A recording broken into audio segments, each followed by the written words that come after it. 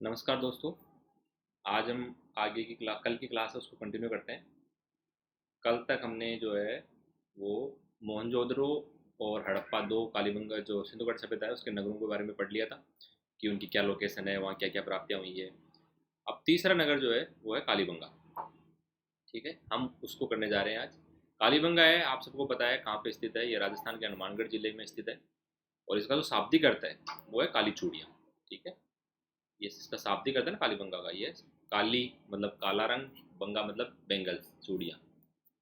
ठीक है, अब आप देखिए कि ये राजस्थान के हनुमानगढ़ जिले में है और नदी कौन सी है, वो है घग्गर। घग्गर नदी के किनारे पे ये सभ्यता है, वो ये जो स्थल है वो स्थित है। इसका इसका खोजकर्ता कौन था? इसके खोजकर्ता थे अमलानंद घोष साहब। ठीक है, 1953 में उन्होंने इसकी खोज की थी। और यहाँ उत्खनन किसने करवाया था?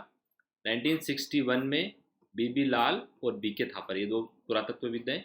इन लोगों ने इस स्थल की खुदाई करवाई थी और यहाँ से जो भी पुरातात्विक साक्ष्य मिले थे उनको इकट्ठा किया था और उनके बारे में अध्ययन किया था। ठीक है, ये जो कुछ कीवर्ड्स है ना, आप इनको नोट करते रहना और इतना ही लिखना, आपको पूरी भाषा नहीं लिखनी है। जैसे कालीबंगा है, हनुमानगढ़ राजस्थान लिख लिया, नदी लिख ली, खोजकर्ता लिख लिया, उत्खननकर्ता के बारे में लिख लिया।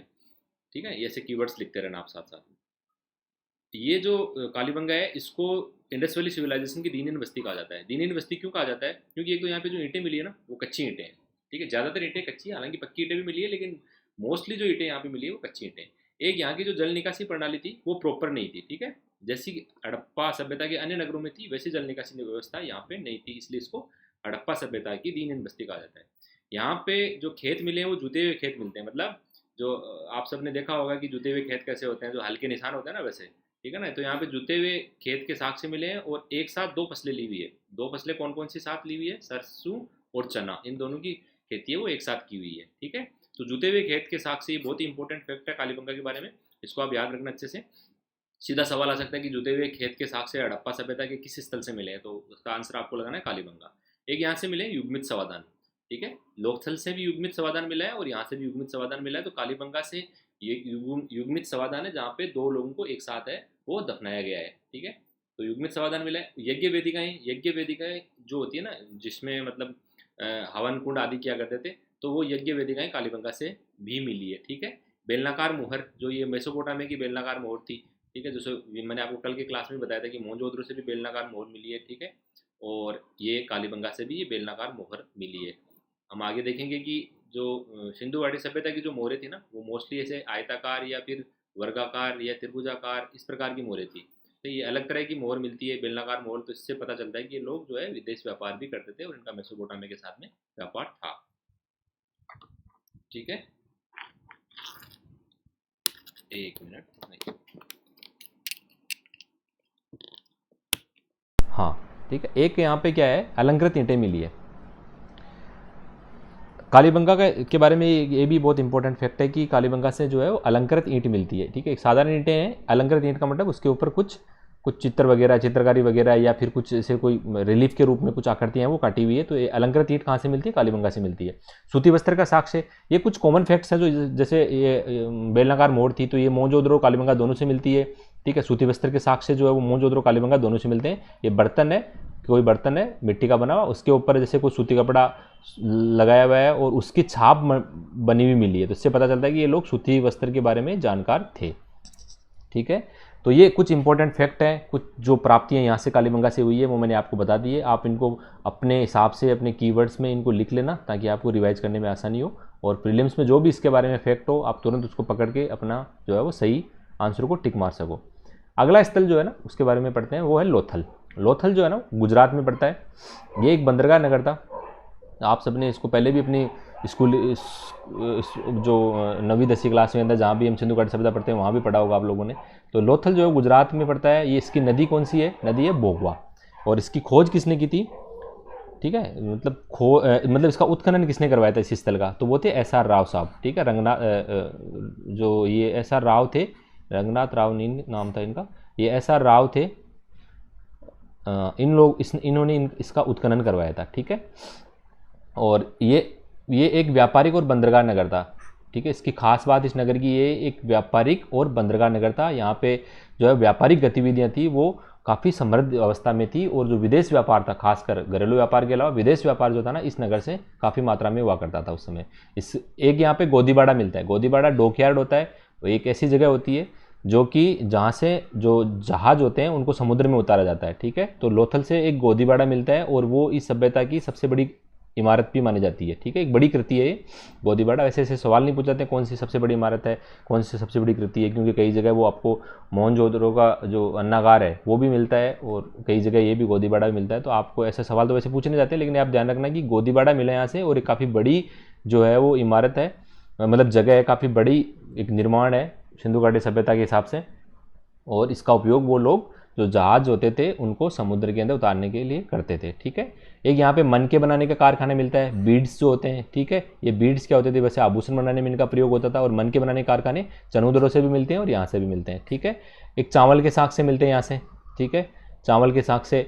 और फारस की मोहर, फारस जो है ना, ईरान को कहा जाता था फारस की मोहर मिली है। मतलब इसका ये निकलता है कि ये लोग फारस के साथ भी व्यापार किया करते थे, ठीक है। एक घोड़े की मृण मूर्तियाँ मिलती हैं यहाँ से, ठीक है।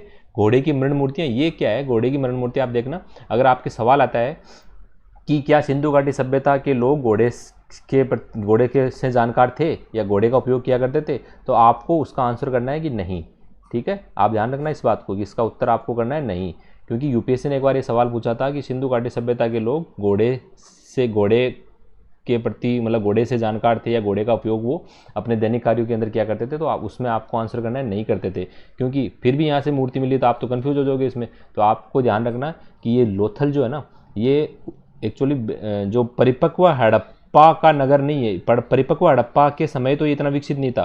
जब हड़प्पा सभ्यता का बेस, जो परिपक्व हड़प्पा थी, उसका पतन हो गया था, तो ये इसकी पहचान जो एक महत्वपूर्ण उत्तर हड़प्पाई स्थल के रूप में, मतलब 1750 BC के बाद में ही ये जो है घोड़े की मृण मूर्तियाँ मिली है। तो ये मतलब इसकी जो उम्र है ना घोड़े की मृण मूर्तियों की, तो कार्बन डेटिंग वजह से पता चला कि ये 1750 BC से लेकर 1250 BC के बीच की है, ठीक है।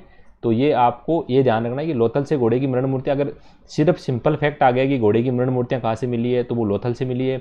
और सवाल में ऐसे आ गया जैसे मल्टीपल चॉइस का क्वेश्चन और उसमें सिंधु घाटी सभ्यता के लोग थे, वो घोड़े के प्रति जानकार थे, ठीक है, तो आप उसको नहीं करना है, क्योंकि यूपीएससी ने भी ऐसा ही माना था, है ना। यूपीएससी प्रीलिम्स 2017 में शायद ये सवाल आया था, 17 या 18 के अंदर।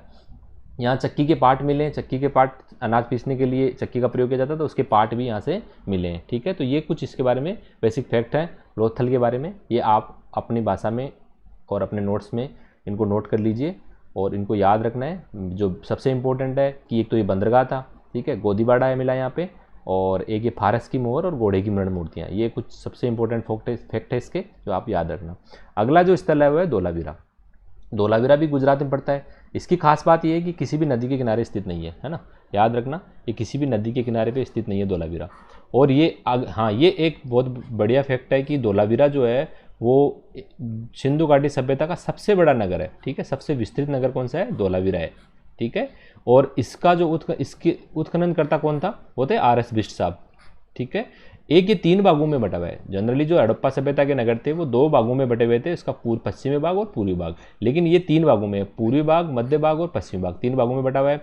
यहाँ से जलाशय के साक्ष्य मिलते हैं, लगभग 16 जलाशय यहाँ से मिले, तालाब मिले, जो कि हड़प्पा यहाँ के जो लोग थे उन्होंने सिंचाई हेतु उनकी खुदाई करवाई थी, और वर्षा के पानी से वो भर जाया करते थे, उसका उपयोग वो कृषि हेतु करते थे, ठीक है। तो यहाँ से कितने जलाशय मिले, लगभग 16 जलाशय मिले, और वो इस बात के सूचक है कि धोलावीरा के लोग जो है वो कृषि कार्यों के अंदर तालाबों का प्रयोग करते थे। एक यहाँ से स्टेडियम मिला है, एक बड़ा स्टेडियम है, ठीक है। इसका प्रयोग वो खेल कूद प्रतियोगिता के लिए, मनोरंजन के लिए करते थे शायद, ठीक है। तो एक स्टेडियम मिला है। अगर ये फैक्ट आ गया कि स्टेडियम सिंधु घाटी सभ्यता के किस नगर से, किस स्थल से मिलता है, तो आपको उसमें धोलावीरा को टिक करना है, ठीक है। एक पुलिस युक्त सूचना पट, ये मतलब पुलिस के प्रति ये लोग जानकार थे, सूचना पट मतलब नोटिस बोर्ड, ठीक है। तो एक पुलिस युक्त सूचना पट भी धोलावीरा से है वो प्राप्त हुआ है, ठीक है। इसकी जो खोज है, इसकी खुदाई लगभग 1990 के दशक के अंदर होती है, ठीक है, धोलावीरा के बारे में। ये इतने ही इंपॉर्टेंट इसके बारे में फैक्ट है, आप इनको याद कर लेना, है ना। सवाल जो क्वेश्चन आएगा आपको अगर धोलावीरा से संबंधित, तो इनमें से ही कोई ना कोई इस पे आधारित ही सवाल आपको पूछा जाएगा, इससे बाहर जनरली नहीं पूछा जाता है। इससे ज़्यादा डीप जो है वो इतिहास, जिनका वैकल्पिक विषय होता है, उन्हीं को पढ़ना पड़ता है। बस धोलावीरा के बारे में आपको इतनी ही बेसिक जानकारी रखनी है। अगला स्थल के ऊपर अपन चलते हैं। तो अगला स्थल है चन्हूदड़ो, ठीक है। चन्हूदड़ो कहाँ पड़ता है, ये सिंधु नदी के किनारे स्थित है, और ये है पाकिस्तान के सिंध प्रांत के अंदर। जब मोहनजोदड़ो, जैसे मैंने आपको बताया था, ये मोहनजोदड़ो था, ठीक है, तो ये चनोदड़ो लगभग इस जगह पड़ता है, इसके पास में ही आमरी है। तो ये मोहनजोदड़ो था, ये सिंधु नदी ऐसे गुजरती है, ठीक है, और ये आ गया आपका अरब सागर, यहाँ पे ये कराची के पास में पानी है, अरब सागर में गिरा देती है, ठीक है, हाँ, है ना। तो ये चनोदड़ो है, तो ये भी सिंधु नदी के किनारे स्थित था। इसके उत्खननकर्ता कौन थे? एन.जी. मजूमदार साहब थे, ठीक है, उत्खननकर्ता एम.जी. मजूमदार साहब, ठीक है।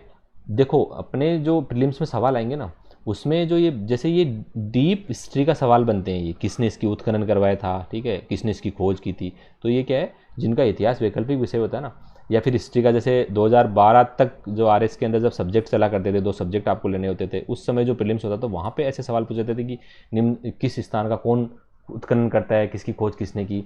अपने जो जीएस में जब अपन इतिहास पढ़ते हैं, हिस्ट्री पढ़ते हैं, तो उसमें अन्य जो प्राप्तियाँ यहाँ पे हुई है, ठीक है, उस पर ज़्यादा फोकस किया जाता है, ठीक है, क्वेश्चन पेपर के अंदर। तो ये चीज़ें कम पूछी जाती है, फिर भी हम वैसे भी 5-7 जो है नगरों के बारे में पढ़ रहे हैं, तो कुछ कुछ के हैं, आप याद रख लेना। वैसे इतने इंपॉर्टेंट फैक्ट होते नहीं है कि किसने इसकी खोज करवाई थी। तो अब देखिए इस चनोदड़ो की खास बात क्या है। ये इसके बारे में एक इंपॉर्टेंट फैक्ट है कि ये एक औद्योगिक नगर था, क्योंकि यहाँ पे मन के बनाने के कारखाने मिले हैं, ठीक है, यहाँ पे धातुकर्म के भी कुछ कारखाने हुआ करते थे, तो इससे पता चलता है कि ये एक औद्योगिक नगर था, ठीक है। तो चनोदड़ो, ऐसे सवाल आ गए आपके कि निम्नलिखित में से कौन सा हड़प्पा स्थल है वो जो है वो औद्योगिक नगर के रूप में जाना जाता है, तो वो है चनोदड़ो, ठीक है। एक मन के बनाने का कारखाना मैंने आपको बताया था, मन के बनाने का कारखाना जो है लोथल से भी मिला है और चनोदड़ो से भी मिला है। एक ये कहानी आपने बचपन में पढ़ी होगी, ठीक है, तो ये कुत्ते द्वारा बिल्ली का पीछा करते हुए कोई साक्ष्य पदचिन्ह मिले हैं, मतलब कुत्ता है वो बिल्ली के वो का पीछा कर रहा है, तो कार्बन डेटिंग पद्धति से पता लगा लिया कि भाई ये जो है कब का है एक तो, और ये जो पंजा है वो बिल्ली का है, और ये जो पंजा है वो कुत्ते का पंजा है, ठीक है। तो ये कहाँ पे मिलता है? कुत्ते द्वारा बिल्ली का पीछा करने का साक्ष्य है वो कौन से स्थल से मिलता है? चनोदड़ो से मिलता है। ये इसके बारे में इतनी जानकारी है, यही आपको ध्यान में रखनी है, इसके अलावा आपको ज़्यादा कुछ करने की ज़रूरत है नहीं वैसे। अब अगला स्थल आता है सुरकोटड़ा। सुरकोटड़ा है वो है गुजरात में पड़ता है, ठीक है। गुजरात में जैसे मैंने आपको कुछ पहले भी आपको बताया कि कौन कौन से गुजरात के स्थल है, तो आप तो इनको टिप्स पे याद रखना कि लोथल आ गया सबसे इंपॉर्टेंट। लोथल की वजह से आपको मैं मैप में ही दिखा देता हूँ, ठीक है। ये गुजरात है, तो ये लोथल आ गया, इसके पास में ये लंगपुर है, ठीक है, ये यहाँ पे धोलावीरा है, और ये यहाँ पे आ जाएगा सुरकोटड़ा है, ठीक है। तो ये 4 ही इंपॉर्टेंट, सबसे इंपॉर्टेंट तो 4 है, लोथल आ गया, धोलावीरा आ गया, सुरकोटड़ा आ गया, ये 3 सबसे इंपॉर्टेंट है। फिर ये रंगपुर आ गया। इसके अलावा जो लोकेशन है उसमें जैसे रोजदी है वो सब यहीं पड़ते हैं, वो रोजदी है, देसलपुर है ना, प्रभास है, प्रभास तो यहाँ है, ठीक है। तो ये कुछ स्थल है जो गुजरात के अंदर पड़ते हैं। आप इनको इतना याद रखना है कि गुजरात में कौन कौन से स्थल पड़ते हैं, ये स्थल है, ठीक है। लोथल हो गया, धोलावीरा हो गया, सुरकोटड़ा हो गया, देसलपुर हो गया, रोजदी हो गया, प्रभास हो गया, रंगपुर हो गया, ठीक है। इनके बारे में तो सुरकोटड़ा है वो कहाँ पड़ता है? गुजरात में पड़ता है। यहाँ से जो मिला ये भी एक उत्तर हड़प्पा स्थल है, मतलब उत्तर हड़प्पा स्थल इनको इसलिए बोल रहे हैं कि यहाँ की जो मुख्य विशेषताएं जो मिली है ना पुरातात्विक साक्ष्य से पता चलता है वो किस काल की है, वो 1750 से लेकर के 1750 से लेके 1750 से लेके 1200 BC तक की ये जो है ना पुरातात्विक साक्ष्य है वो यहाँ से मिले हैं। परिपक्व हड़प्पा के साक्ष्य यहाँ से बहुत कम मिले, तो ये उत्तर हड़प्पा स्थल है। तो गुजरात वाले जितने भी स्थल है ना ये उत्तर हड़प्पा स्थल है, ये इस काल के स्थल है, ठीक है। और यहाँ से जो घोड़े की अस्थियाँ प्राप्त हुई है गुजरात में है, ठीक है। एक यहाँ कलश समाधान या आंशिक समाधान है वो प्राप्त हुआ है। कलश समाधान आंशिक समाधान का मतलब एक तो समाधान होता है जिसमें ताबूत के अंदर बढ़िया से जो है वो डेड बॉडी को रखा जाता है, उसके ऊपर लेप वेप किया जाता है, उसकी प्रिय वस्तुएं रखी जाती है, ठीक है। फिर उसको ज़मीन के खड्डा खोद के दफनाया जाता है ताकि वो लंबे समय तक वो जो है डेड बॉडी वो सुरक्षित पड़ी रहे। एक होता है कि खड्डा खोदा और उसके अंदर उसकी जो है डेड बॉडी को दफना दिया गया और खास उसके ऊपर कोई लेप वेप नहीं किया गया, तो सिंपली उसको दफनाना ही तो कहलाता है कलश समाधान या आंशिक समाधान। और जब इसको बढ़िया ढंग से तैयार करके जब दफनाया जाता है उसको बोलते हैं पूर्ण या पूर्ण समाधान, ठीक है। तो मैंने आपको फिर थोड़ी देर पहले बताया था कि घोड़े का ज्ञान जो था ना इस समय काल के अंदर सिंधु घाटी सभ्यता के लोगों को नहीं था, अगर था तो ये बाद में था 1750 से लेकर 1200 BC तक। अगर सवाल आपके यहाँ हड़प्पा सभ्यता आता है तो आपको इसको नहीं करना है। ये हो गए आपके हड़प्पा सभ्यता के जो महत्वपूर्ण जितने भी नगर थे उनके बारे में हमने पढ़ लिया है।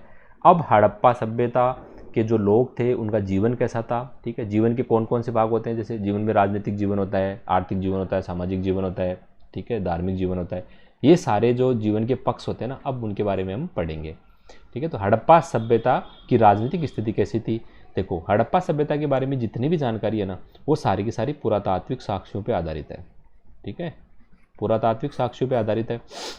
पुरातात्विक साक्ष्य का मतलब जो ज़मीन खोद के ज़मीन की खुदाई हुई थी, तो उस स्थल के बारे में जो भी पुरातत्वविदों को प्राप्त हुआ था, चाहे वो कोई अभिलेख हो, चाहे वो कोई बर्तन हो, ठीक है, चाहे वो किसी प्रकार के आभूषण हो, तो ठीक है, चाहे कोई औजार हो, ये सब चीज़ें ये पुरातात्विक साक्ष्य है। तो सारी जानकारी किस पे आधारित है? पुरातात्विक साक्ष्यों पे आधारित है। और इन्हीं साक्ष्यों के आधार पे राजनीतिक स्थिति के बारे में अनुमान लगाया गया है। तो पहली बात तो स्पष्ट जानकारी का अभाव है। ठीक है, कोई सटीक रूप से ये नहीं कह सकता कि उस समय ऐसी राजनीतिक स्थिति थी, इसके बारे में कोई ऐसा आज तक भी पुरातत्वविदों ने या इतिहासकारों ने ऐसा नहीं कहा है। पुरातात्विक साक्ष्यों के आधार पर जितनी भी जानकारी राजनीतिक स्थिति के बारे में, वो सारी की सारी अनुमानित है। क्या अनुमान लगाया गया है वो देखिए कि ना, संभवतः एक तो यहाँ पे पुरोहित वर्ग का शासन रहा होगा। ठीक है, पुरोहित वर्ग का शासन रहा होगा। ये अनुमान कैसे लगाया गया?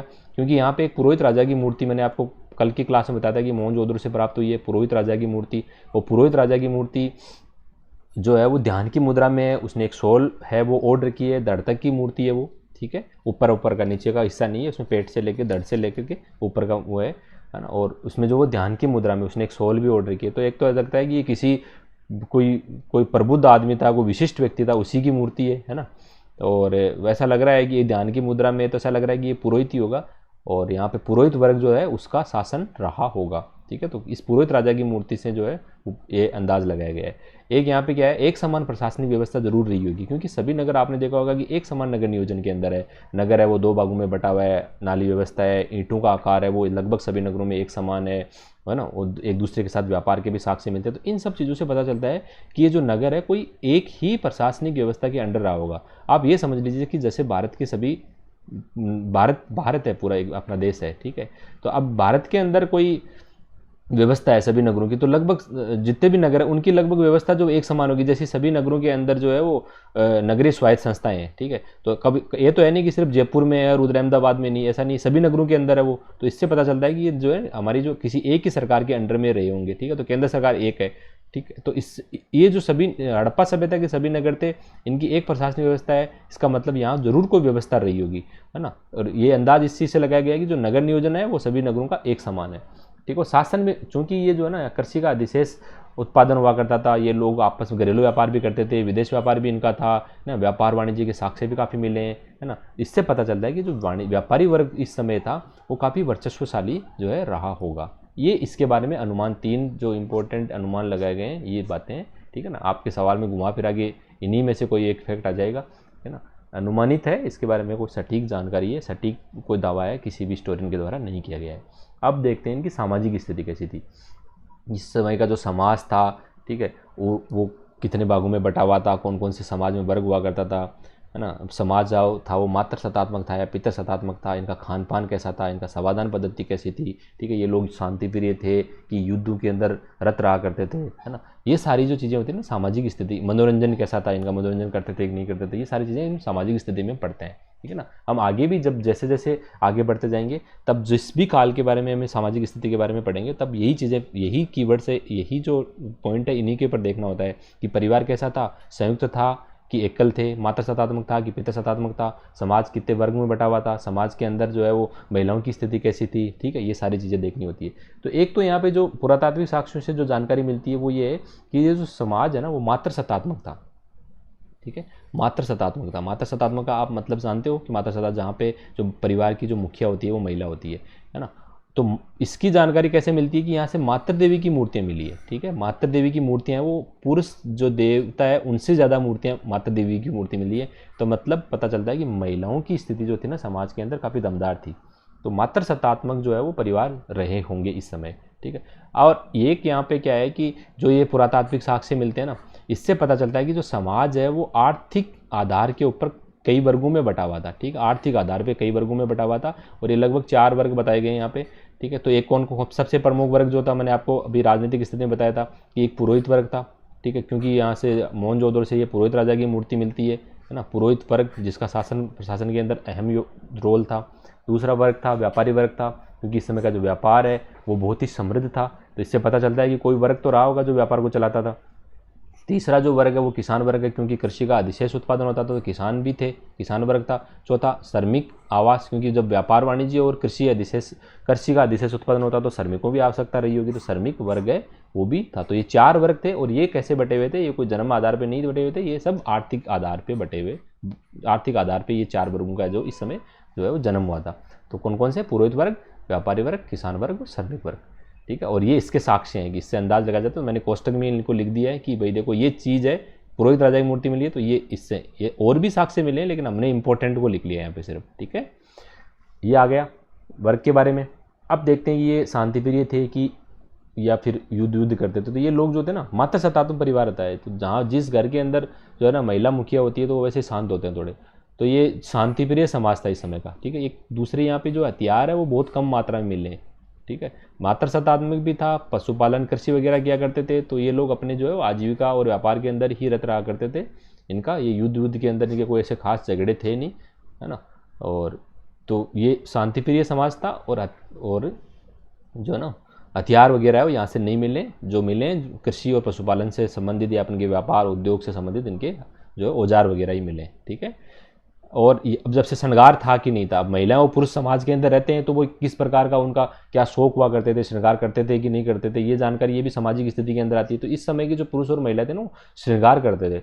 श्रृंगार मतलब अपने नाक के अंदर, कान के अंदर, है ना, वो सारी चीज़ें जो है वो क्या क्या पहनते थे, क्या रखते थे। तो इस चीज़ का कैसे पता चलता है, एक तो यहाँ से कीमती पत्थर, जैसे गोमेद पत्थर है ना, वो पत्थर है कीमती पत्थर, ये यहाँ से प्राप्त हुए। तो इन कीमती पत्थरों का ये क्या प्रयोग करते थे, तो ये जरूर श्रृंगार के अंदर इसका, जैसे बीड्स मिले हैं ना, मैंने आपको बताई थी मन के बनाने के कारखाने लोथल और चंद्रदुर्ग से मिले ना, तो ये बीड्स मिले हैं तो इनका प्रयोग श्रृंगार के अंदर करते थे। सोना चांदी ये धातु है ना, ये लोग मध्य एशिया से या फिर ये मेसोपोटामिया से आयात करते थे। इसके साक्ष्य मिलते हैं। एक यहाँ पे हड़प्पा से श्रृंगार पेटी मिली है जिसका प्रॉपर यूज, उसके अंदर श्रृंगारिक वस्तुएं रखी हुई है, उसका उपयोग श्रृंगार हेतु किया जाता था, ठीक है। अब एक साक्ष्य मिलता है कांसे की नर्तकी जो मोहनजोदड़ो से कल की क्लास में हमने देखा था, और उसने तो श्रृंगार किया हुआ ही है। आप उसकी फ़ोटो जो है आप गूगल पे करके देखना कि कांसे की जो नर्तकी है मोहनजोदड़ो से मिली है, आप देखना वो कैसी है, आपको लगेगा कि हाँ भाई उसमें ठीक ठाक उसने श्रृंगार कर रखा है। तो इसका मतलब ये लोग श्रृंगार के प्रति काफ़ी इनकी रुचि थी और श्रृंगार किया करते थे। अब इनका खान पान कैसा था, ठीक है। ये जो लोग थे वो मांसाहार और शाकाहार दोनों तरह का भोजन किया करते थे, ठीक है।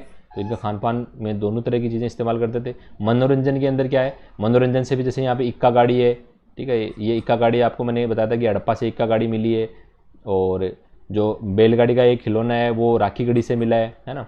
तो ये सारी चीज़ें ना, तो इससे इनका पता चलता है कि ये मनोरंजन के प्रति काफ़ी जागरूक थे। और ये शतरंज पासे के जो शतरंज के अंदर जो पासा यूज होता है, वो पासा है वो यहाँ पे जो खुदाई के अंदर कई स्थलों से प्राप्त हुआ है। तो इसका मतलब शतरंज खेलते थे ये लोग, और मुर्गे की लड़ाई इनका प्रिय खेल था। तो ये 2 खेल इनके प्रिय खेल थे, शतरंज और मुर्गे की लड़ाई, ठीक है। बच्चों के खिलौने मैंने आपको इक्का गाड़ी और ये बैलगाड़ी के खिलौने आपको बताई दिए। इनका अंतिम संस्कार की क्या प्रक्रिया थी, क्या विधियाँ थी, तो मैंने आपको बताया पूर्ण समाधान, अभी बताया था थोड़ी देर पहले कि कैसे किया जाता था। आंशिक समाधान होता था, दाह संस्कार आप सब जानते ही हो। तो 3 अंतिम संस्कार की इनकी विधियाँ हुआ करती थी। ये लोग आत्मा और पुनर्जन्म, वैसे धर्म वाले भाग में भी इसको पढ़ सकते हैं, ठीक है, लेकिन यही पढ़ लेते हैं चलो। तो आत्मा और पुनर्जन्म के अंदर विश्वास करते थे, ठीक है। और एक लोथल और कालीबंगा से, क्योंकि आत्मा और पुनर्जन्म में विश्वास का आपको कैसे पता चलता है कि रखते हैं, ठीक है। तो मैंने आपको बताया ना कि पूर्ण समाधान के अंदर ये जब जो किसी को दफनाते थे, है ना, तो उसके अंदर उसकी प्रिय वस्तुएं भी ये लोग रखते थे। तो मतलब जो आगे जन्म ले तो उनका इस्तेमाल कर सके। तो ये सब कुछ इसी से जुड़ी हुई चीज़ है, पुनर्जन्म की ही इनकी सोच रही होगी। मतलब ये मानते थे, इसलिए उसको दफनाने के साथ में ये सब उसकी प्रिय वस्तुएँ हैं वो उसके साथ रखी जाती थी, है। तो और लोथल से एक जो युग्मित समाधान तो मतलब ये आपको एक फैक्ट है, वैसे इसको याद रखना कि युग्मित समाधान कहाँ से मिले, तो लोथल से मिला और कालीबंगा से मिला। तो लोथल से 3 है और कालीबंगा से 1 है। ये संख्या तो कोई नहीं पूछता, सिर्फ इतने पूछता है कि कहाँ से युग्मित समाधान मिले हैं। तो लोथल अगर सिर्फ दोनों में से कोई एक हो तो दोनों में से देख लेना कौन सा है। 7 अगर दो के साथ पूछा हो तो लोथल और कालीबंगा दोनों को आपको टिक करना है। प्रीलिम्स के हिसाब से बहुत इंपॉर्टेंट फैक्ट है। अब देखते हैं इनका धार्मिक जीवन है वो कैसा था। अब ये लोग जो है ना प्राकृतिक बहुदेववाद के अंदर विश्वास करते थे, ठीक है। प्राकृतिक बहुदेववाद का मतलब होता है कि इनका कोई एक फिक्स जो है देवता या ईश्वर नहीं था। ये बहुत सारे देवताओं को मानते थे और उनकी पूजा किया करते थे, ठीक है ना। तो और प्राकृतिक का मतलब हो जाएगा कि ये प्रकृति की जो शक्तियाँ हैं उनको ही ये ईश्वर तुल्य मानते थे। जैसे कि ये वृक्ष पूजा करते थे, ये जल पूजा करते थे, है ना। तो इससे क्या पता चलता है कि ये प्राकृतिक, यहाँ पे जो प्राकृतिक बहुदेववाद का प्रचलन था इस समय, ये इतिहासकारों ने एक मतलब इनके जो यहाँ से पुरातात्विक साक्ष्य मिले उनसे ये अंदाज़ा लगाया है, आइडिया लगाया है कि प्राकृतिक बहुदेववाद में लोग विश्वास करते थे। तो यहाँ से क्या क्या मिलता है, वृक्ष पूजा के साक्ष्य मिलते हैं, ये पीपल की पूजा आज भी की जाती है, जल पूजा, जल देवता जल पूजा करते थे ये लोग, लिंग पूजा का सबसे प्राचीनतम साक्ष्य याद रखना, लिंग पूजा का सबसे प्राचीनतम साक्ष्य कहाँ से मिलता है, ये है सिंधु घाटी सभ्यता से मिलता है, ठीक है। योनि पूजा भी ये लोग करते थे, ये सब आज भी होता है, ठीक है। और पुरुष और महिला देवी देवताओं दोनों की मूर्तियां यहाँ से मिली है, ठीक है ना। ये इसके बारे में, इनके प्राकृतिक बहुदेववाद के बारे में आपको मैंने बता दिया है। यहाँ से क्या है, मातृ देवियाँ और पुरुष देवता इन सब की मूर्तियाँ तो खूब मिली है, लेकिन मंदिर के साक्ष्य नहीं मिले। मंदिर के साक्ष्य जो है ना वो काफ़ी बाद में जाकर के मिले, मौर्योत्तर काल में हम आगे बढ़ेंगे। मंदिर के जो आरंभिक साक्ष्य है ना मौर्योत्तर काल के अंदर मिले, मौर्योत्तर काल, ठीक है। मौर्य काल के बाद का जो काल है ना उसके अंदर मौर्योत्तर काल में मंदिर के साक्ष्य मिले। शुरुआती मंदिर जो थे चबूतरानुमा थे, फिर बाद में नागर शैली का विकास हुआ, फिर उसके बाद में जो साउथ इंडिया के अंदर द्राविड़ शैली का विकास हुआ, फिर इन दोनों के मिक्स से जो है वो बेसर शैली का विकास होता है, ठीक है। तो ये मंदिर स्थापत्य की 3 विधियाँ, ये हमें डिटेल में आगे पढ़नी है, ठीक है। तो ये इस समय जो है ना मूर्तियाँ तो खूब मिली है, लेकिन मंदिर जैसी कोई चीज़ यहाँ पे नहीं मिली है। यहाँ पे अंधविश्वास का, ये भी धर्म का भी हिस्सा होता है, अंधविश्वास का प्रचलन था, जादू टोने टोटके है, ताबीज़ वगैरह है, ये सब यहाँ से ताबीज़ मिले हैं, तो इससे पता चलता है कि ये जादू टोने टोटके आदि के अंदर विश्वास करते थे। बलि प्रथा के साक्ष्य मिले हैं, हवन कुंड मिले हैं जो कालीबंगा से, तो इन सब चीज़ों से पता चलता है कि ये लोग अंधविश्वासी भी थे, ठीक है। और ध्यान और योग में आपको मैंने बता दिया कि एक मातृ देवी की मूर्ति यहाँ से मिली है, ठीक है, जो शीर्षासन कर रही है, ठीक है। और शीर्षासन, इसके गर्भ से जो है वो कोई अंकुरित जो है पुष्प है या कोई पादप जैसी कोई चीज़ निकल रही है। आप इसको गूगल करके देख लेना इस मूर्ति को, तो आपको ज़्यादा पता चल जाएगा कि वो किस प्रकार की फ़ोटो, किस प्रकार की मूर्ति है ना। और तो ये माता देवी की मूर्ति मिली है, तो वो शीर्षासन की हुई, तो इससे पता चलता है कि ये योग में विश्वास करते थे। और पुरोहित राजा की जो मूर्ति मिली है मोहनजोदड़ो से, तो वो तो ध्यान की अवस्था में, तो इससे पता चलता है कि ध्यान और योग है वो ये भी इस समय इसका भी प्रचलन था, ठीक है। एक यहाँ से एक विशेष मोहर मिली है, पशुपतिनाथ शिव की मोहर, ठीक है। ये पशुपतिनाथ शिव, इस मोहर को जो नाम दिया है जॉन मार्शल साहब ने दिया था, जॉन मार्शल ने इसका नाम दिया था पशुपति शिव की मूर्ति। इसको आद्य शिवा मतलब सबसे प्राचीनतम शिव के बारे में जो जानकारी मिलती है ना वो इस मोहर से ही मिलती है, ठीक है ना। ये सेलकड़ी की बनी हुई मोहर है, और ये कुछ ऐसी मोहर है, ठीक है। और इसके ऊपर जैसे ये शिव की ऐसी मूर्ति बनी हुई है, और इसके जो नीचे वाले हिस्से है ना, तो इसमें ना 2 पशुओं के चित्र बने हुए हैं, ठीक है। तो बाईं तरफ हो जाएगा, है ना, बाईं तरफ तो है वो इसकी गेंडा और भैंसा है, और दाईं तरफ है बाघ और हाथी, ये ऐसे कुछ चित्र बने हुए। तो ये इस मोहर को जो है जॉन मार्शल ने पशुपतिनाथ शिव की मोहर का नाम दिया है। और ये कहाँ से मिली है, मोहनजोदड़ो से मिली है। तो ये भी इनके जो इस समय जो शिव है ना, उस शिव जी की पूजा करते थे ना, लिंग पूजा से है ना। और ये पशुपतिनाथ की शिव मतलब ये इनके देवताओं में ये शामिल थे, है ना। तो इसकी जानकारी है वो इस मोहर से मिलती है। ये कहाँ से मिली है, मोहनजोदड़ो से मिली है। तो कोई पूछे, अगर सवाल आए कि पशुपतिनाथ शिव की मोहर वो कहाँ से मिली है, तो वो या आद्य शिवा की मोहर कहाँ से मिली, तो वो मोहनजोदड़ो से मिली है। अब देखते हैं इनका आर्थिक जीवन कैसा था। तो हमने जीवन के 3 पक्ष देख लिए, राजनीतिक जीवन, सामाजिक जीवन और धार्मिक जीवन। चौथा पक्ष कौन सा आता है, वो आता है आर्थिक जीवन। तो इनकी अर्थव्यवस्था के बारे में मैंने आपको बताया था कि ये जो कृषि का अधिशेष उत्पादन करते थे, तो इनकी अर्थव्यवस्था तो सारी किस पे टिकी हुई थी, कृषि आधारित अर्थव्यवस्था, ठीक है। कृषि पे ही इनकी अर्थव्यवस्था टिकी हुई थी, कृषि का ही अधिशेष उत्पादन करते थे, फिर उसका नगरों के अंदर सप्लाई कर देते थे, उसका विदेशों के अंदर मतलब जो मेसोपोटामिया, ईरान, मध्य एशिया तक उसका जो है वो निर्यात करते थे। और फिर उसी वस्तु विनिमय से मतलब वो देते थे और उसके बदले अन्य वस्तु लेके आते। तो सारा व्यापार है ना कृषि उत्पाद पे ही इनका टिका हुआ था। और अन्य जो शिल्प था ना वो भी कृषि पे ही टिके हुए थे, ठीक है ना। बाकी जो शिल्प मर्दमांड हो, चाहे मूरे हो, चाहे कुछ भी हो, वो सारा मन के वगैरह सब इसी पे टिके हुए थे। तो इनकी जो अर्थव्यवस्था थी ना वो कृषि आधारित अर्थव्यवस्था थी, कृषि पे ही टिकी हुई थी। कृषि का ये अधिशेष उत्पादन करते थे। शहर और शहरों के जो बाजार थे वहाँ पे इसका जो वो क्रय विक्रय, खरीद बिक्री वो किया करते थे। यहाँ पे उस समय प्रमुख फसलें कौन कौन सी थी देखना। फसलों के बारे में जो हमें पुरातात्विक साक्ष्य मिले हैं, जो जानकारी मिली है, उसमें कौन कौन सी फसलें हैं उसका पता चलता है। एक तो इनकी गेहूँ थी, सरसों थी, जो भी मिलता है, ठीक है। गेहूँ, सरसों, चना, मटर। सरसों और चना तो आप ऐसे याद रख लेना कि कालीबंगा से जो है ना वो जो जुते हुए खेत मिले हैं, तो है ना, तो उसमें आपको 2 फसलें एक साथ बोई गई थी, उसमें सरसों और चना, तो ये तो वैसे याद हो जाएगा। गेहूँ और जो वैसे याद हो जाएगा, और मटर और तरबूज रागी ये फसलें।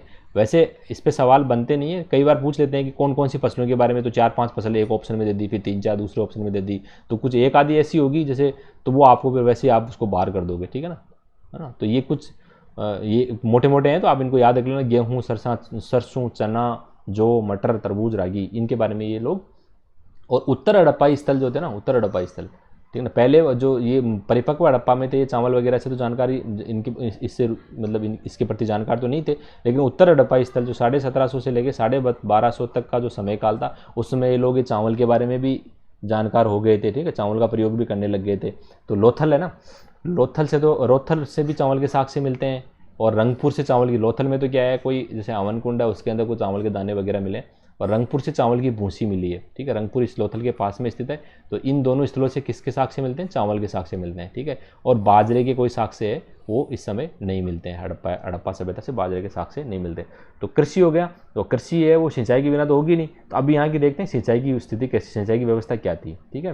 तो सिंचाई के लिए 2 ही सबसे इंपॉर्टेंट फैक्ट है, और इन दोनों फैक्ट को ही आप याद रखना। एक तो सोरतुगई जो अफगानिस्तान के, वर्तमान अफगानिस्तान के अंदर पड़ता है, ठीक है, सोरतुगई, ठीक है, सोरतुगई है अब, है ना। तो ये ओक्सुस नदी है, इस नदी के ऊपर ये कुछ नहरों के साग से मिले हैं, और एक धोलावीरा से, अभी मैंने बताया था, धोलावीरा से जो तालाबों के साग से मिलते हैं। तो 2 ये ऐसे फैक्ट है जिनसे पता चलता है कि ये लोग जो है कृषि है वो इनकी वर्षा आधारित नहीं, सिर्फ वर्षा आधारित नहीं थी, ये लोग सिंचाई का प्रयोग भी करते थे। तो दोनों ही सिंचाई से संबंधित इंपॉर्टेंट फैक्ट है, ठीक है, सोरतुगई से नहर के साग से, धोलावीरा से जलाशय के साग से। अब कृषि है, कृषि के ऊपर हमने देख लिया कि ये अधिशेष उत्पादन, फिर इनकी सिंचाई देख ली। अब देखते हैं पशुपालन, क्योंकि ये भी आर्थिक क्रिया के अंदर शामिल होता है पशुपालन। तो ये कृषि है, इसके साथ सहायक क्रिया के रूप में था, आज भी कृषि के साथ पशुपालन है वो सहायक क्रिया के रूप में, ठीक है। ग्रामीण भारत के अंदर आज भी पशुपालन है वो कृषि के साथ साथ किया जाता है। पशु कौन कौन से थे, तो गाय थी, भैंस थी, भेड़, बकरी, कुत्ता, खरगोश, बिल्ली आदि प्रमुख पशु इस समय हुआ करते थे, है ना। तो आप इनको मोटा मोटी देख लेना कि कौन कौन से पशुओं के प्रति, कौन कौन से पशुओं से जानकारी। एक बैल जो था ना, वृषभ बोलते हैं, वृषभ ना, वृषभ की तो जो यहाँ की इस समय के जो मर्द बांड है उसमें सबसे ज़्यादा जो है आकृतियाँ किसकी मिलती है, वृषभ बैल की मिलती है। तो बैल का भी ये लोग उपयोग करते थे। तो गाय है, भैंस है, भेड़ है, बकरी है, कुत्ता है, खरगोश है, बिल्ली है, प्रमुख आदि इस समय के प्रमुख पशु थे। ऊँट और घोड़ा, ऊँट, घोड़ा, हाथी आदि से ये परिचित नहीं थे। मैंने आपको बताया था घोड़े से कब परिचित हुए थे, ठीक है, ये परिचित हुए थे उत्तर हड़प्पाई काल के अंदर। तो वो उस समय संस्कृति का काल था, न कि सभ्यता का काल, ठीक है। तो उत्तर हड़प्पाई सभ्यता घोड़े के प्रति जानकार हो गए थे। तो उत्तर हड़प्पा से घोड़े के साग से मिलते हैं ना। तो ऊँट, घोड़ा और हाथी, इससे ये लोग परिचित नहीं थे इस समय परिपक्व हड़प्पा जो अपने जो सवाल आएगा उस समय में, ठीक है, सिंधु सभ्यता वाला जो काल है ना, उसमें ये लोग इसके प्रति जानकार नहीं थे। अब इनका देखते हैं व्यापार। तो कृषि देख लिया, पशुपालन देख लिया, अब देखते हैं व्यापार। तो व्यापार इनका है, चूंकि इस समय नगर थे, प्रॉपर नगर बसे हुए थे, तो इन नगरों के बीच में आपसी व्यापार भी होता था, और ये नगर जो है विदेशों के साथ भी व्यापार करते थे, ठीक है। और उत्पादन इनका ये न केवल शिल्प का, कृषि उत्पादन होता था, और शिल्प भी इस समय का बहुत ही समृद्ध था। तो इन दोनों ही चीज़ों का उत्पादन ये आपस में भी और विदेशों के साथ में भी, मेसोपोटामिया, मध्य एशिया के साथ में भी इसका व्यापार किया करते थे, ठीक है। मार्ग कौन कौन से होते हैं व्यापार के अंदर, स्थल मार्ग और जल मार्ग दोनों का ये प्रयोग करते थे, ठीक है। अब इनके मेसोपोटामिया के साथ में व्यापार के प्रॉपर साक्ष्य मिलते हैं, ठीक है। वो साक्ष्य क्या मिलते हैं, कहाँ से मिलते हैं, कौन सा अभिलेख है, वो मैं आपको बताने जा रहा हूँ, ठीक है। तो साक्ष्य क्या मिलते हैं, सारगोन अभिलेख है, ये किससे संबंधित है, मेसोपोटामिया से संबंधित है। मेसोपोटामिया का सारगोन अभिलेख है, उसमें पता चलता है कि जो इन लोगों ने इंडस वैली सिविलाइजेशन के लिए मेलुहा शब्द का प्रयोग किया है, ठीक है, मेलुहा। तो सिंधु घाटी सभ्यता के लिए मेलुहा शब्द का इन्होंने प्रयोग किया है। मेलुहा है वो, मेलुहा के बारे में इन्होंने लिखा है कि ये नाविकों का देश है ना, कि यहाँ से जो लोग हैं वो जहाज या नाव लेकर के यहाँ हमारे यहाँ तक पहुँचते हैं। तो ऐसा कुछ उन्होंने मेलुहा के बारे में कहा है। तो कौन सा शब्द, किस शब्द का प्रयोग हुआ है, मेलुहा शब्द का प्रयोग हुआ है। कहाँ प्रयोग हुआ है, सारगोन अभिलेख में। सारगोन अभिलेख कहाँ से मिला है, मेसोपोटामिया से मिला है, ठीक है। तो ये बात है। तो मेलुहा को क्या बताया इन लोगों ने, नाविकों का देश बताया। और यहाँ का जो है होजा पक्षी जो ना अपना मोर होता है ना, उसको इन्होंने होजा पक्षी कहा है, ठीक है। तो होजा पक्षी है ना, वो बहुत प्रसिद्ध बताया है ना। और ये तो बात का वैसे, ठीक है। कपास को सिंडन कहा, कपास के प्रति ये जानकार थे, है ना। तो ये सिंडन वगैरह तो ये बाद में कहते हैं वैसे, जब फारसी आते हैं, जब तो भारत पे अटैक करते हैं जो ग्रीक और फार ईरानी थे, उन लोगों ने कपास को जो है वो सिंडन कहा था, क्योंकि सिंध नदी और उसके आसपास के एरिया में होता था। तो दिलमन बंदरगाह और ये आखन बंदरगाह जो ओमान के अंदर है, ये मध्यस्थ बंदरगाह। तो ये देखो मैं आपको बताता हूँ, एक मिनट, कि जैसे मैप बना लेते हैं अपन। हाँ, ये भारत का मैप मैंने आपको मोटा मोटी हल्का फुल्का बना दिया। ये अपना हो गया लोथल, ठीक है, लोथल हो गया। और ये अपना वृद्धर भारत था उस समय का, ये था यहाँ पे बालाकोट, और ये था सुतका गेंडोर। ये तीन मुख्य बंदरगाह थे, सुतका गेंडोर, ये बालाकोट जो वर्तमान कराची है, और ये लोथल है, ठीक है। तो ये स्थल मार्ग तो ये हो जाता था कि जैसे मध्य एशिया तक जाना है तो यहाँ पे तो किसी समुद्र को पार करके जाने नहीं था, सीधे चले जाते थे ये लोग, है ना। और ये लोथल से, बालाकोट से और सुतका गेंडोर से, ये जो मेसोपोटामिया और ईरान के साथ जो व्यापार होता था ना, वो इस मार्ग से होता था, ठीक है। तो यहाँ पे ईरान का जो मध्यस्थ बंदरगाह होता था ना, इस एरिया का, मध्य एशिया का जो, मध्य एशिया नहीं, पश्चिम एशिया का जो मध्यस्थ बंदरगाह कौन कौन से थे, दिलमन बंदरगाह और आखन बंदरगाह।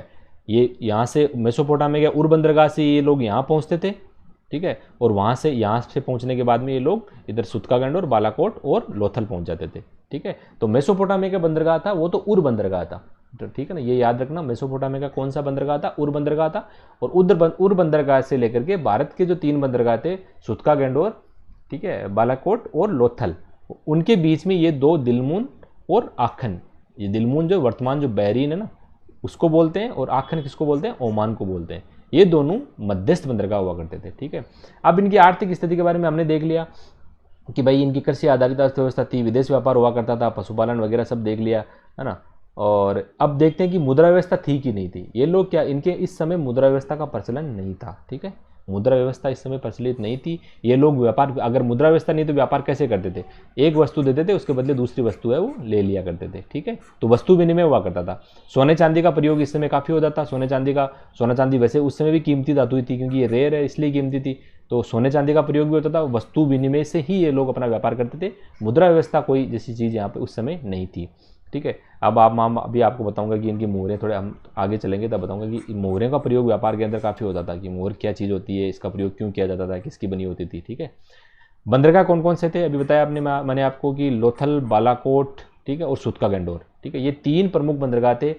बालाकोट है वो शंख उद्योग के लिए काफ़ी प्रसिद्ध है। शंख जो समुद्र से निकलता है, मिलता है, जीव होता है, और उससे शंख, तो शंख उद्योग के साक्ष्य जो कहाँ से मिलते हैं, बालाकोट से मिलते हैं। तो मैंने आपको ये आर्थिक स्थिति के बारे में बता दिया। अभी आर्थिक स्थिति में उद्योग भी शामिल होता है, ठीक है, उद्योग जिसको शिल्प बोलते हैं, क्राफ्ट, ठीक है। तो क्राफ्ट के बारे में देखते हैं कि इस समय कौन कौन सा शिल्प, कौन कौन सा जो शिल्प है वो प्रचलित था। तो एक तो थे मोहरें बनाई जाती थी बहुत ज़्यादा, मोहर, आगे देखेंगे मोहर क्या होती है। मृदभांड, मृदभांड मतलब जो हमारे जो बर्तन वगैरह होते हैं जो मिट्टी से बने होते हैं, चाक का प्रयोग करके बनाए जाते थे, मृदभांड। तो मृदभांड उद्योग भी था। मन के, लोथल और चनुदड़ों से, ठीक है, लोथल और चनुद्रों से मन के बनाने के कारखाने, मन के बीड्स जिसको बोलते हैं, ये बीड्स है ना, ये कहाँ से मिलते हैं, लोथल और चनुद्रों से कारखाने हुआ करते थे। पाषाण मूर्तियाँ, पत्थर की मूर्तियाँ और औजार, पत्थर से बने हुए मूर्तियाँ और औजार। देखो, पूरा पाषाण काल, मध्य पाषाण काल, नव पाषाण काल, ताम्र पाषाण काल, हर पाषाण काल के अंदर ये पत्थर के औजार चल रहे थे, ठीक है। तो ऐसा तो है नहीं कि यहाँ आते आते एकदम खत्म हो जाएंगे, यहाँ आते आते भी अब वो कम हो गए थे और ज़्यादा परिष्कृत हो गए थे, लेकिन सिंधु घाटी सभ्यता में भी औजार, जो पत्थर के बने हुए औजार थे, वो प्रचलित थे, ठीक है। एक टेराकोटा से, टेराकोटा क्या होता है, पकी हुई मूर्ति होती है, मिट्टी होती है, उसकी जो मूर्तियाँ बनाई जाती है ना, पहले तो उसको कच्ची मिट्टी है और उसको मूर्ति, उसको जो है एक शेप दे करके उसकी मूर्ति बना ली, फिर उसको पका लिया। तो ये टेराकोटा की मूर्तियाँ इस समय थी। और धातु की मूर्तियाँ और औजार, धातु मूर्ति की तकनीक आगे देखेंगे अपन। और धातु के औजार थे वो तो मिलते ही हैं, कांसा और तांबा का प्रयोग इस समय किया जाता था ना। और वस्त्र उद्योग, मोहनजोदड़ो और कालीबंगा, मैंने आपको बताया मोहनजोदड़ो और कालीबंगा से सूती वस्त्र के जो साक्ष्य है ना, वो ये इन दोनों स्थलों से मिले हैं। इसका मतलब इस समय वस्त्र भी जो था ना, शिल्प उद्योग का भाग था, ठीक है ना। वस्त्र उद्योग भी इस समय प्रचलित, मतलब अच्छी स्थिति में था। अब देखते हैं, अब मैंने आपको बता दिया कि इनका उद्योग आ गया। वैसे देखो मेंस में तो इससे कोई सवाल अपने आएगा नहीं, कारण क्योंकि ये हमारे सिलेबस में भी नहीं है मेंस के में ना। प्रीलिम्स के अंदर आते हैं, जैसे सवाल आ गया कि कौन कौन से जो उस समय शिल्प थे, तो आप इनमें से देख लेना, आप याद कर लेना इनको, मोटा मोटा इससे याद रह जाता है, आपको याद रह जाएगा कि मोहरें बनती थी, मृदभांड थे, मन के बनाने कारखाने हैं, ठीक है, पाषाण मूर्तियाँ हैं, टेराकोटा मूर्तियाँ हैं, धातु मूर्तियाँ हैं, ठीक है, वस्त्र उद्योग है, ये सब थे, है ना। तो ये प्रीलिम्स में ऑब्जेक्टिव सवाल के अंदर आपके आएगा, मेंस में आप अपने सिलेबस में ये नहीं है। अब देखते हैं लिपि। देखो हमारे मेंस का जो सिलेबस है ना उसके अंदर साहित्य है, ठीक है। तो साहित्य में वैसे लिपि को भी देख लेते हैं, देखिए लिपि होगी तभी साहित्य लिखा जाएगा। और इस समय की जो लिपि है ना ये इंपॉर्टेंट इसलिए नहीं है, प्रीलिम्स के हिसाब से इंपॉर्टेंट है क्योंकि आज तक इसको पढ़ा नहीं जा सका है, ठीक है ना। प्रीलिम्स के हिसाब से इंपॉर्टेंट है। तो इन लोगों को लिपि का ज्ञान था। देखो सभ्यता भी इसीलिए मैंने आपको बताया था कि सभ्यता, इस सभ्यता हड़प्पा को सभ्यता क्यों कहा गया था, सभ्यता इसको इसलिए कहा गया था कि ये लोग जो है ना अब लिखना जान गए थे, ठीक है ना। तो लिपि का ज्ञान था इन लोगों को, क्योंकि यहाँ से जो लिपि के साक्ष्य ना वो बहुत से मिले। जो इनकी लिपि थी ना वो जैसे भाव चित्राक्षर थी, मतलब मन में जो भाव आते थे ना उसका कोई चित्र बना दिया। जैसे हम भी अपनी कोई ऐसे एक विशेष लिपि बना सकते हैं। जैसे मैंने किसी का नाम को कोई एक ये जैसे कोई नाम है उसको मैंने ये चित्र दे दिया, दूसरे नाम को मैंने ये चित्र दे दिया। तो इनकी जो विशेष जो भाव होते थे ना उसको ये चित्र का रूप दे दिया करते थे और फिर उस हिसाब से लिखते थे। तो इनकी जो लिपि है ना उसको बोलते हैं भाव चित्रात्मक लिपि, ठीक है ना। और ये जो चित्र के रूप में थे और अपने भावों को ये चित्रों में दर्शा दिया करते थे, है ना। तो एक इस लिपि के दो तरह के साक्ष्य मिलते हैं, ठीक है। एक तो जो ना ये जो लिखते थे ना ये राइट से लेफ्ट लिखते थे, हम जो ऐसे लेफ्ट से राइट लिखते हैं ना ये लोग राइट से लेफ्ट लिखते थे। तो एक तो जैसे सीधी लाइन में हम भी ऐसे लिखते हैं, ऐसे लेफ्ट से राइट लिख लिया, फिर अगले लाइन में यहाँ से शुरू कर दिया वापस, फिर यहाँ से शुरू करके यहाँ तक लिख दिया, फिर यहाँ से शुरू करके यहाँ तक लिख दिया। ये लोग ऐसे करते थे, ठीक है, राइट से लेफ्ट, फिर राइट से लेफ्ट, फिर राइट से लेफ्ट। तो इसको भाव चित्रात्मक लिपि बोलते हैं। ये दोनों ही भाव चित्रात्मक लिपि है ना। ये लिखने की शैली अलग अलग है दोनों की। अधिकतर साक्ष्य जो है ना इसमें मिले हैं, ठीक है। सीधा यहाँ से राइट से शुरू हुई लेफ्ट में खत्म किया, फिर राइट से शुरू हुई लेफ्ट में खत्म किया, राइट से शुरू हुई लेफ्ट में खत्म किया। कुछ साक्ष्य जो है ना वो ऐसे भी मिलते हैं, बाउस्ट्रोफेडन बोलते हैं इसको गोमूत्राक्षर में, ठीक है। कैसे, राइट से शुरू हुए, लेफ्ट के गए, फिर लेफ्ट से वहीं से शुरू हो गए वापस। जैसे गाय पेशाब करते हुए चलते चलते पेशाब करती है ना उस हिसाब से, तो इसको बोलते हैं राइट से लेफ्ट गए, फिर लेफ्ट से राइट आए, फिर राइट से लेफ्ट, फिर लेफ्ट से राइट, इस प्रकार से लिखते थे। इसको बोलते हैं बाउस्ट्रोफेडन या गोमूत्राक्षर लिपि। तो कुछ ऐसे साक्ष्य मिलते हैं और अधिकतर जो साक्ष्य हैं वो इस हिसाब के मिलते हैं, ठीक है। यह मैंने आपको लिपि के बारे में बता दिया है। इस लिपि के अंदर कितने जो भाव मिलते हैं, इसमें मिलते हैं 350 में। मतलब इसकी वर्णमाला जो थी इनकी उसमें कितने वर्ण मिलते हैं, अल्फ़ाबेट्स थे 375 से लेकर लगभग 400 तक, ठीक है। और इसको आज तक किसी ने पढ़ा नहीं जा सका है ना। अभी भी जो पुरातत्वविद इस कोशिश में लगे हुए हैं कि है इसको पढ़ ले ताकि इस सभ्यता के बारे में और ज़्यादा जानकारी है वो मिल सके कि हमारे जो पूर्वज थे वो कैसे थे, उन्होंने जो शुरुआत में विकास किया था तो उसकी क्या उनकी दशा थी, किस हिसाब से वो चले थे, है ना। तो लेकिन अभी तक ये पढ़ा नहीं जा सका है। तो कितने वर्ण मिलते हैं इसमें, 375 से लेके 400 तक। अब देखते हैं, ये भी मेंस के हिसाब से है वैसे, है ना, कि आईबीसी का नगर नियोजन हमने देखा होगा मेंस में हमारे, अब प्रीलिम्स में तो है ही वास्तु और मेंस में भी हमारे वास्तु है। तो वैसे नगर नियोजन में क्या कला जैसी कोई चीज़ होती नहीं है, तो ये आने की संभावना कम है। लेकिन प्रीलिम्स के हिसाब से तो इंपॉर्टेंट है कि उस समय के नगर है वो किस हिसाब के हुआ करते थे। तो हम देख लेते हैं कि आईबीसी का मोटा मोटी नगर नियोजन किस प्रकार का था, ठीक है। तो आईबीसी का जो नगर नियोजन है, इंडस वैली सिविलाइजेशन का नगर नियोजन, एक तो देखो कि ये जो विश्व की प्रारंभिक नगरीय सभ्यताओं में से एक है, ठीक है, ठीक है। और इसको जैसे प्रथम नगरीय क्रांति भी बोलते हैं, प्रथम नगरीय क्रांति भी बोलते हैं भारत के संदर्भ में, प्रथम नगरीय क्रांति, ठीक है। दूसरी नगरीय क्रांति किसको बोलते हैं, महाजनपद काल को बोलते हैं, जो 600 बीसी से शुरू होती है, ठीक है, 600 बीसी से शुरू होती है। ये हम आगे की क्लास में देखेंगे, ठीक है ना। तो इसको प्रथम नगरीय क्रांति बोलते हैं। विशिष्ट प्रकार का नगर नियोजन है वो इस समय के जो नगर मिलते हैं उसके अंदर मिलता है।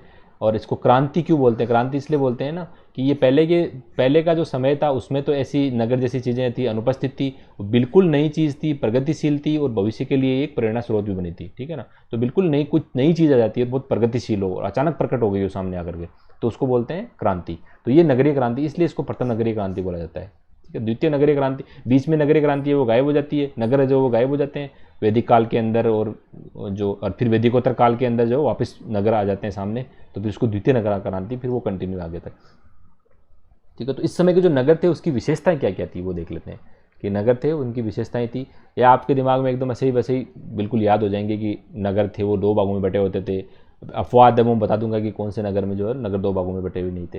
तो नगर 2 भागों में बटे हुए थे, पश्चिमी भाग और पूर्वी भाग, ठीक है। ये नगर था, इसको 2 भागों में बांट दिया, ये पश्चिम हो जाएगा, ये पूर्वी भाग। तो अधिकांश जो नगर थे ना 2 भागों में बटे हुए थे। तो ये पश्चिमी जो नगर था वो थोड़ा सा इस पूर्वी भाग की तुलना में ऊपर उठा हुआ होता था और इसको दुर्गीकृत किया जाता था, मतलब इसके मोटी दीवार वगैरह, बड़े बड़े घर ऐसे बने होते थे, है ना। और ये क्या है, एकदम सिंपल होता था, तो थोड़ा नीचे बसा होता था। तो इनसे क्या होता है, यहाँ रहने वाले लोगों के जो है रहन सहन के अंदर और स्तर, जीवन जो स्टेटस होता है उसमें फ़र्क का पता चलता है कि ये लोग अलग अलग तरह के लोग यहाँ रहे होंगे। तो इससे पता चलता है कि यहाँ पे तो जो ना शासन प्रशासन वाले बड़े व्यापारी लोग या विशिष्ट लोग इस सब पश्चिमी भाग में रहते थे, और जो आम जन जो मैंगो मैन थे वो कहाँ रहते थे, पूर्वी भाग के अंदर रहते थे। ठीक है, मैंने आपको बता दिया यहाँ पे देखो, पश्चिमी भाग पूर्वी भाग ये ऊंचाई पे था, दुर्गीकृत होता था, विशिष्टों का निवास होता था, और ये जनसामान्य होता था। ठीक है, एक अपवाद कल की क्लास में हमने किया था अभी थोड़ी देर पहले ही, है ना, धोलावीरा के बारे में। धोलावीरा में क्या है, नगर है वो 3 भागों में, और ये सबसे बड़ा नगर था सिंधु घाटी सभ्यता का। सबसे बड़ा नगर कौन सा है, धोलावीरा है। ठीक है, और ये 3 भागों में, पूर्व, मध्य और पश्चिम। अब आ गया नगर का, नगर कैसे होते थे, मैंने बताई दिया आपको कितने भागों में बड़े होते थे। अब नगर की तो सड़कें भी थी, तो सड़कें होती थी इस समय की, वो थी ग्रिड सिस्टम पे। ग्रिड सिस्टम जैसे आपने देखा होगा कि जयपुर का जो परकोटा है, या जो मानसरोवर जो कॉलोनी है ना जयपुर की, उसमें क्या है, सड़कें जो है वो पूरा ये वेल डिजाइंड है, पूरा ढंग से बसाया हुआ है। तो सड़कें जो है ना इनकी ऐसे ग्रिड सिस्टम पे है ना, हर जो सड़क है, कॉलोनी की सड़क है, वो मुख्य सड़क पे आगे खुलती है ना। तो ये इसको बोलते हैं ग्रिड सिस्टम, तो एक दूसरे को समकोण के ऊपर काटती है ना। तो सड़कें जो थे ना वो समकोण पे काटती थी, और जो घरों के दरवाजे होते थे ना, जैसे ये सड़क जा रही है और ये घरों के दरवाजे, जैसे ये घर है ना, तो ये घर का दरवाजा ऐसे सड़क पे नहीं खुलता था, थोड़ा इधर जाके गली में जाके और फिर इस तरफ खुलता था। ठीक है, तो घरों के जो दरवाजे थे वो मुख्य सड़क पे नहीं खुलते थे, है ना, थोड़ा अंदर की तरफ गली में जाके फिर घर के अंदर जाना होता था, ताकि जो है सड़क का जो शोरगुल वगैरह वो सीधा ना हो, मतलब घर में ना पहुंचे। एक अपवाद मिलता है बस इसके अंदर, वो मिलता है लोथल से। ठीक है, लोथल के जो घर थे वो मुख्य सड़क पे हैं, वो मुख्य मार्ग पे हैं, खुल रहे थे। हर घर के अंदर था वो अपना स्नानागार होता था, हर घर के अंदर अपना कुआं होता था। ये तो घरों की विशेषताएं हैं। ठीक है, और घरों के अंदर जो वो मतलब जो ईंटें होती थी वो किस अनुपात में ली होती थी, वो मतलब पक्की ईंटों का ज़्यादातर प्रयोग हुआ है। ठीक है, जो घर और हर घर के अंदर अपना कुआं, मैंने बताया दिया, मोहनजोदड़ो से लगभग 700 कुएँ मिले हैं। और जो इस समय के जो नगर थे उनकी जो खास बात थी ना, वो ये थी कि यहाँ की उस समय जो जो जल निकासी व्यवस्था थी ना, वो थी उत्कृष्ट प्रकार की थी। ठीक है, उत्कृष्ट जल निकासी व्यवस्था। उत्कृष्ट किस लिए बोलते हैं उसको, कि देखो ये मैंने बताया ना आपको कि ये सभ्य सभ्य कैसे थे, ये लोग सभ्य इसीलिए सभ्य थे। ये देखो इन्होंने क्या है, अब इनके घर के अंदर सारी सुविधाएं थी, प्लस अब घर के अंदर जो गंदा पानी होता था उसको निकालने के लिए, अब एक तो गंदा पानी है और उसके बीच में चारों तरफ मच्छर वगैरह हो रखे हैं और उसके बीच में बैठे हैं, तो वो असभ्य बोल देंगे उनको। और वहीं अगर उस गंदे पानी को निकालने की एक प्रॉपर व्यवस्था हो, एक चैनल हो, तो बोल देंगे कि यार देखो कितने सलीके से ये लोग रहते हैं, तो इसलिए इनको सभ्य बोल दिया करते थे। तो इनकी जो सड़कें होती थी ना, इनकी जो ये नालियाँ होती थी, ये पक्की ईंटों से बनी होती थी। ठीक है, और पक्की ईंटों से बनने के बाद में ऊपर जो थे ना वो ऐसे मोखे छोड़े होते थे नालियों के बीच बीच के अंदर। ये मोखे क्यों छोड़े होते थे, ताकि जब कचरा नाली अगर चौक हो जाए तो कचरे को इस मोखे से पत्थर हटा करके इससे बाहर निकाल के इसको साफ कर दें। आज भी ऐसा ही होता है, आपने सीवरेज लाइन देखी होगी, सीवरेज लाइन में भी जगह जगह आपको मोखे मिलेंगे, उसके ऊपर वो कंक्रीट का एक ढक्कन टाइप रखा हुआ होता है, फिर जब उसकी कुछ फंस जाता है, रुक जाता है, चौक हो जाता है, तब उसको हटा करके उसमें से कचरा बाहर निकाला जाता है। तो जब इन नगरों की खुदाई हुई ना, तो ऐसे लगा कि कचरे के साथ पास पास सड़क के किनारे जो है ना ढेर लगे हुए थे, और उसके पास में ये मोखा था। इससे पता चला कि यार ये लोग तो काफ़ी, मतलब इनकी जो नाली जल निकासी व्यवस्था थी वो बिल्कुल प्रॉपर थी, है ना। और साफ मैंने आपको बता दिया, आप देख लेना। और जो ये जो ईंटें इस समय प्रयोग होते थे ना, वो लगभग आज जैसी ईंटें थी, 4:2:1 के अंतर, 4:2:1 इस अनुपात के अंदर ये इनकी ईंटें हुआ करती थी। ठीक है, अब मैंने बता दिया कि नगर के अंदर क्या क्या चीज़ें आती है। देखो आपको दोबारा बता देता हूँ। ठीक है, कि भाई ये पहले तो बता दिया कि नगर नियोजन, नगरीय क्रांति वगैरह, ये तो सब ठीक है, इस पर तो कोई सवाल वैसे बनता नहीं है, बस इतना ही बनता है कि फर्स्ट नगरीय क्रांति कौन सी थी, है ना। और फिर देख लो कि विशेषताएं क्या क्या थी, तो 2 भाग में बैठे हुए थे।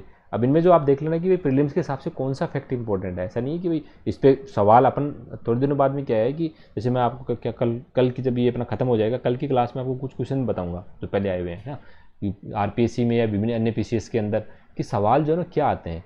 जो बच्चे नए हैं, जिन्होंने पहले कभी ये पढ़ा नहीं है, उनको ये डाउट रहता है कि यार इसमें मैंने पढ़ तो लिया, अब सवाल कैसे आएंगे और कैसे अटेम्प्ट करना है। तो हम कोशिश करेंगे कि 5-7 सवाल देखें, है ना, प्रीलिम्स के हिसाब से, और फिर वो सवाल है वो किस हिसाब से पूछे जाते हैं और हमें उसको किस प्रकार से अटेम्प्ट करना है।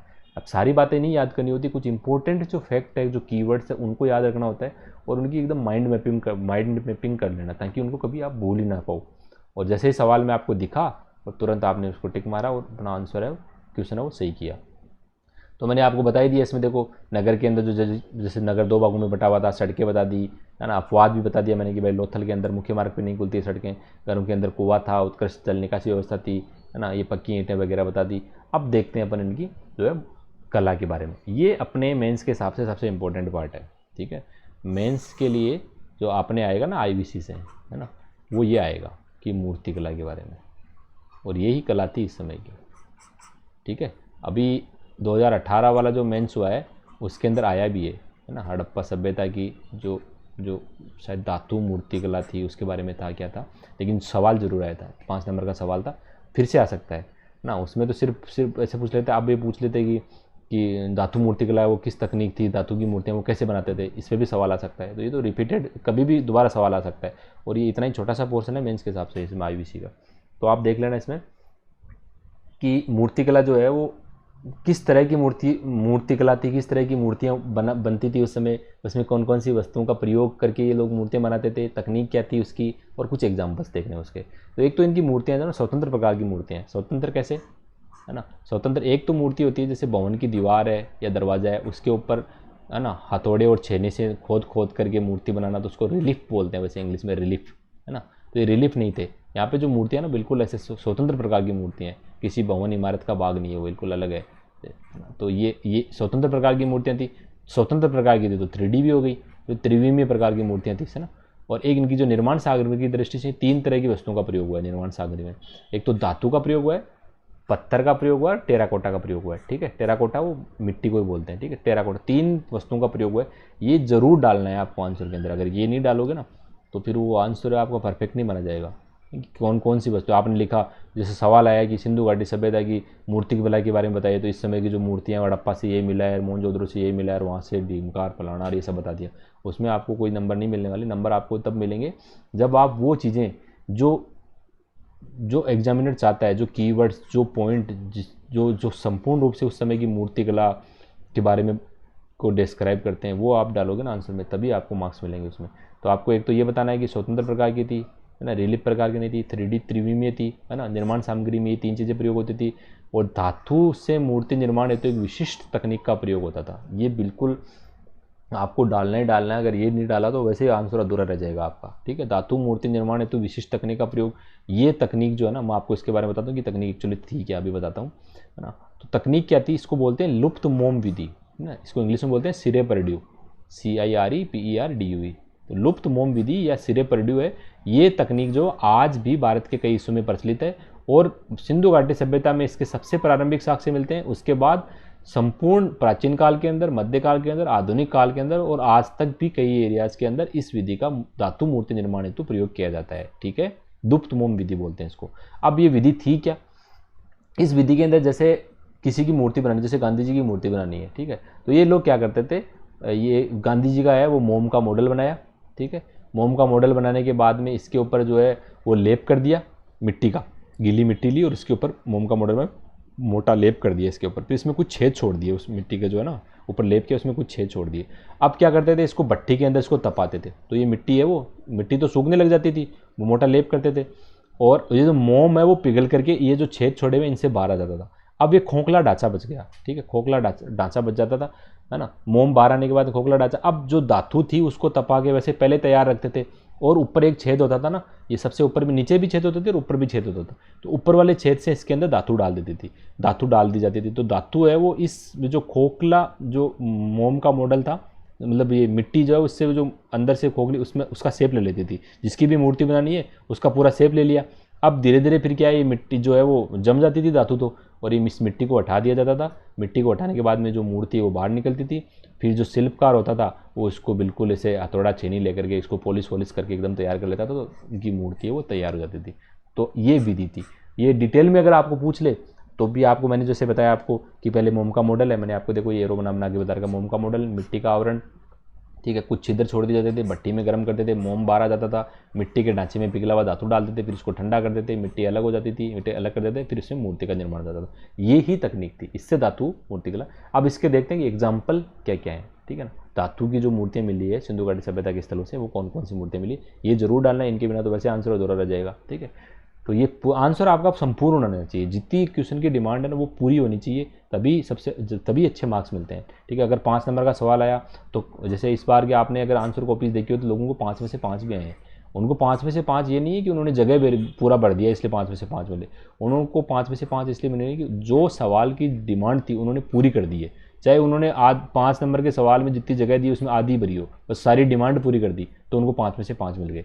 तो आपको भी ऐसे करना है, कॉपी चेक है ना, आप समझते मैथमेटिक्स की तरह ही होती है, आपने जितनी डिमांड पूरा कर दिया तो पूरे मिल जाएंगे, है ना। और चाहे जगह भर दी, रिलेवेंट चीज़ एक नहीं लिखी तो आपको कुछ नहीं मिलने वाला है।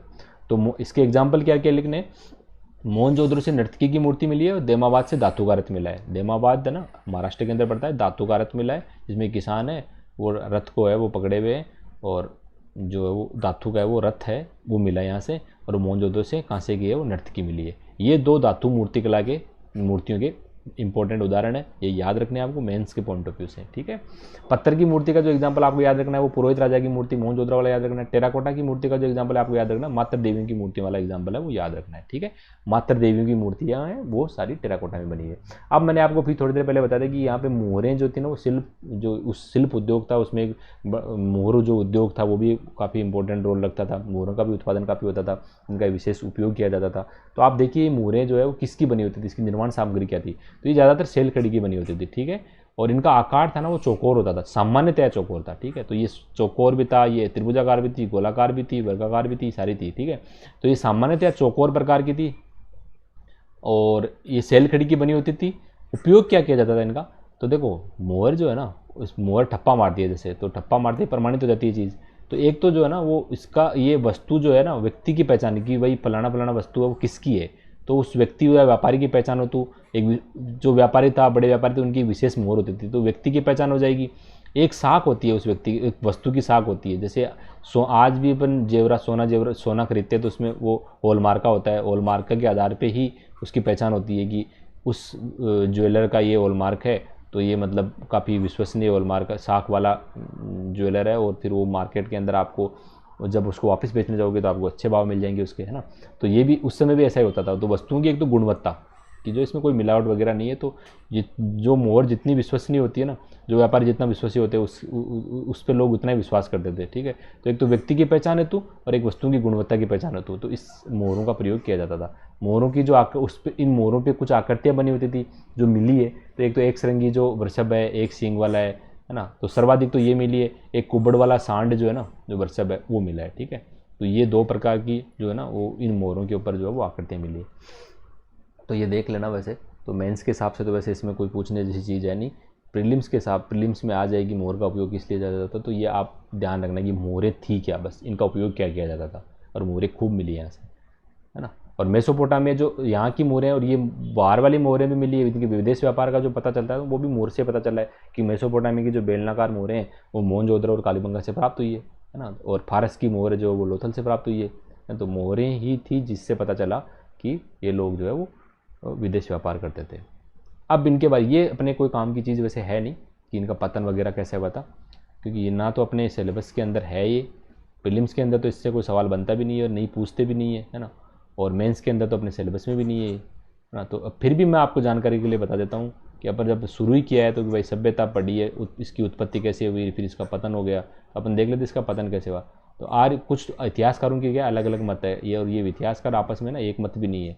कोई बोलता है कि आर्यों ने आक्रमण किया, जैसे गार्डन चाइल्ड मार्टिन विलियम ने बोला है कि आर्यों ने आक्रमण किया इसलिए सभ्यता वो नष्ट हो गई, इनका पतन हो गया।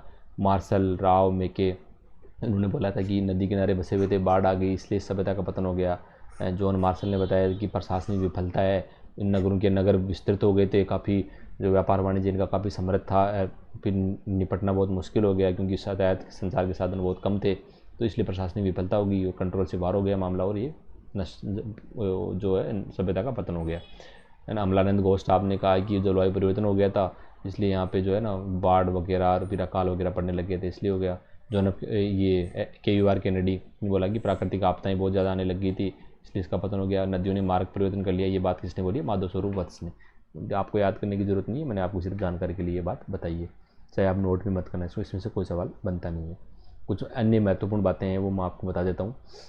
देखो चावल की ये सब सारी जो है ना वो कौन से स्थल है, ये उत्तर हड़प्पा स्थल है। मान लो सवाल आ गया आपके, वैसे आएंगे नहीं इससे कोई सवाल, क्योंकि अपने जो है ना जो फोकस रहेगा ना वो मुख्य जो हड़प्पा सभ्यता, परिपक्व हड़प्पा सभ्यता 2500 से लेके 1750 BC तक, ये बाद के हैं सारे के सारे, है ना। उत्तर हड़प्पा स्थल आलमगीरपुर, हुल्लास, दौलतपुर, ये दोनों तो उत्तर प्रदेश के अंदर है, और ये कहाँ है, ये पड़ता है हरियाणा के अंदर, ठीक है। ये भगवानपुरा भी हरियाणा में पड़ता है, बनावली भी हरियाणा के अंदर पड़ता है, ठीक है। तो चावल के साग से मैंने आपको पहले बताया था कि लोथल से भी मिलते हैं और रंगपुर से भी मिलते हैं चावल के भूसे, और कुछ मान लो ऑप्शन के अंदर आपके वो दोनों ही नहीं हो, और इनमें से कोई सा हो तो आप देख लेना, आलमगीरपुर, हुल्लास, दौलतपुर, इनसे। घोड़े की अस्थियाँ हैं, मैंने आपको बताया सुरकोटा से भी मिली है ना, और ये मरण मूर्ति है वो लोथल से मिली है, और भगवानपुरा से भी घोड़े की हड्डियाँ हैं, अस्थियाँ वो मिली है। और एक ध्यान रखना कि जब ये तिल्लियों वाला पहिया, देखो सबसे पहले जो पहिया जो इस समय चाक का प्रयोग होता था, और वैसे भी ये व्यापार हेतु पहिया का प्रयोग करते थे, तो इनका जो पहिया होता था ना, जो परिपक्व हड़प्पा थे, वो क्या था, वो ठोस पहिया हुआ करता था, ठीक है, ठोस पहिया हुआ करता था। इस पहिए की एफिशिएंसी कम होती है एक्चुअली, जो ठोस होता है ना उसकी। फिर धीरे धीरे ये जो इन लोगों ने, उनको लगा कि यार नहीं यार ये तो मामला तो जो बैल द्वारा खींचने में उसको भी काफ़ी जोर आ रहा है, और जो पहिया है वो इतना एफिशिएंट भी नहीं है, तो फिर तिल्लियों वाला जो आजकल जो पहिए चलते हैं ना, ऐसे ये जो मोटरसाइकिल का पहिया देखा होगा आपने, है ना, या फिर अलोई वाला पहिया जो भी होता है, तो ये पहिया, इन तिल्लियों वाला पहिया है वो, इसका उपयोग तो इसके सबसे पहले साग से कहाँ से मिलते हैं, ये बनावली है ना, बनवाली जो भी है ये हरियाणा से है, यहाँ से मिलते हैं, ठीक है। और 1750 से 2500 BC से 1750 BC तक सॉलिड बिल का ये प्रयोग करते थे। और मनुष्य के साथ कुत्ते को दफनाने के साग से कहाँ से मिलते हैं, ये रोपड़ से मिलते हैं, ठीक है। और हाथी के साग से हैं, ये बाद के साग से हैं सारे, ध्यान रखना, है ना। ये अपने सवाल जो है ना, ये रोजदी से मिलते हैं, है ना। मान लो कि सवाल आ गया कि निम्नलिखित से किस स्थल से हाथी के साग से मिलते हैं, तो रोजदी, ये उत्तर हड़प्पा स्थल है, इसके आने की संभावना वैसे बहुत कम है, आ जाए तो आप ध्यान रखना ना कि रोजदी से मिलते हैं, ठीक है। रोजदी कहाँ पड़ता है, ये गुजरात के अंदर, मैंने आपको पहले बताया था, ठीक है। अब ये तो ऐसे मैंने ऐसे जानकारी के लिए पहले भी बता दिया वैसे आपको कि इसको सभ्यता क्यों बोलते हैं, सभ्यता और संस्कृति के अंदर अंतर क्या है, ठीक है। और फिर से आपको बता देता हूँ कि भाई जो है इसको सभ्यता क्यों बोलते हैं, है ना। देखो हड़प्पा सभ्यता से पहले जितने भी थे ना, जैसे मैंने आपको बताया था कि जो भारत का जो इतिहास है उसकी शुरुआत होती है वो 1 मिलियन ईयर एगो से शुरू होती है, मतलब 10 लाख वर्ष पूर्व से, ठीक है, 10 लाख वर्ष पूर्व से। और ये शुरुआत कहाँ से मानी जाती है, जो पूरा पाषाण काल है, ठीक है, पूरा पाषाण काल, पूरा पाषाण काल था। पूरा पाषाण काल को भी 3 भागों में बांटा गया है, ठीक है, पूर्व पूरा पाषाण काल, मध्य पूरा पाषाण काल और उत्तर पूरा पाषाण काल। पूरा पाषाण काल के बाद में कौन सा आता है, मध्य पाषाण काल, ठीक है। मध्य पाषाण काल के बाद में कौन सा समय आता है, कौन सा काल आता है, नव पाषाण काल। ये जो है ना, ये पाषाण यहाँ क्या ज़्यादातर पत्थर के ही बने हुए हथियार औजार थे सारे के सारे, बस ये परिष्कृत होते चले गए थे आगे से आगे।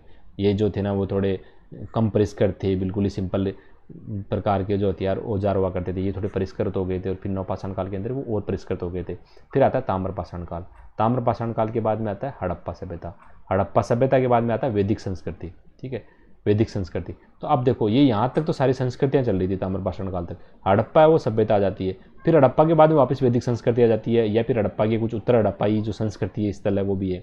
तो इनको क्यों बोलते हैं, मतलब ये सभ्यता, ये संस्कृतियाँ वापस क्यों आ गई थी, क्योंकि जो बेसिक विशेषताएं थी ना हड़प्पा के नगरों की, ये देखो 7 विशेषताएं।